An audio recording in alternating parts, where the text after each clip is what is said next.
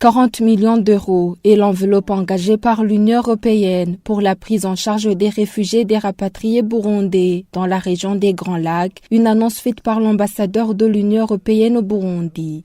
C'était dans une conférence de presse animée conjointement ce 9 février par l'Union européenne et le haut-commissaire des Nations unies pour les réfugiés. Une enveloppe destinée aux citoyens burundais que nous avons réussi à mobiliser, et bien entendu le HCR étant notre partenaire de prédilection, je dirais, dans ce domaine-là, sera évidemment aussi impliqué dans la mise en œuvre de ces montants.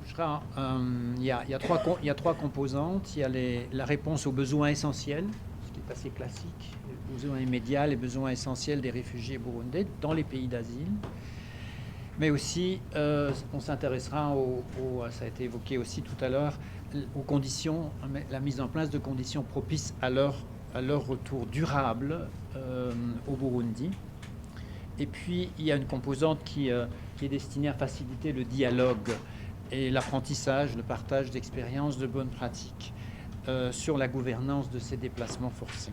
À côté des défis financiers, les rapatriés burundais font face à l'insuffisance alimentaire ainsi qu'à la réintégration scolaire, a fait savoir le haut-commissaire des Nations unies pour les réfugiés. Filippo Grandi appelle les autres bailleurs à plus de contributions afin de financer la réintégration durable des rapatriés burundais.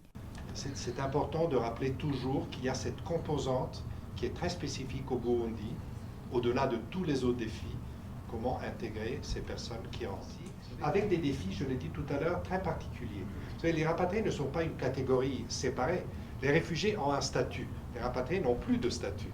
Ils sont des citoyens dans leur pays. Mais ils ont des besoins qui sont assez spécifiques, surtout ceux qui ont quitté depuis longtemps. C'est ces besoins-là